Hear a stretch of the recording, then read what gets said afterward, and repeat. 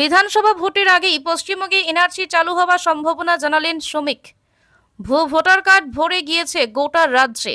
সামনে বিধানসভা ভোট, নড়ে চড়ে বসেছে বিজেপি। ইতিমধ্যে অনুপ্রবেশকারী 17 লক্ষ নাম নির্বাচন কমিশনকে দেওয়া হয়েছে বিজেপির তরফ থেকে, জানালেন রাজ্য বিজেপির নবনিযুক্ত সভাপতি শ্রমিক ভট্টাচার্য। বুধবার শিলিগুড়ি বিজেপি কার্যালয়ে সাংবাদিকদের মুখোমুখি হয়ে তিনি জানান, পশ্চিমবঙ্গ রক্ষার্থে অনুপ্রবেশকারীদের চিহ্নিত করা প্রয়োজন, নয়তো পশ্চিমবঙ্গ পশ্চিম বাংলাদেশ হতে চলেছে। পশ্চিমবঙ্গে অনুপ্রবেশকারীদের চিহ্নিত করার কাজ খুব তাড়াতাড়ি শুরু হয়ে যাবে। তবে কি বিধানসভা ভোটের আগেই এনআরসি চালু হবে তা এখনো স্পষ্ট নয়। তবে শ্রমিকের কথাই এটা স্পষ্ট যে ভারতবর্ষে এনআরসি চালু হবে।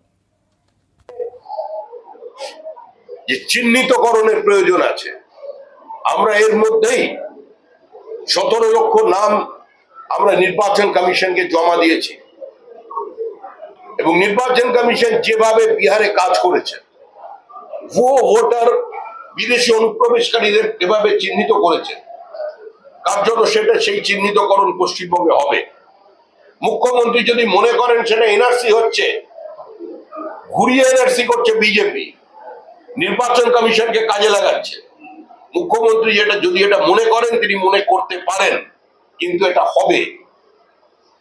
পাহাড় থেকে সাগর পর্যন্ত বাংলার মানুষ চাইছেন যে ত্রুটি মুক্ত, ভেজাল মুক্ত, জল মুক্ত, বাংলাদেশি অনুপ্রবেশকারী মুক্ত, রোহিঙ্গা মুক্ত ভোটার লিস্ট তৈরি হোক। তার জন্য মানুষ আমাদের সঙ্গে আছে।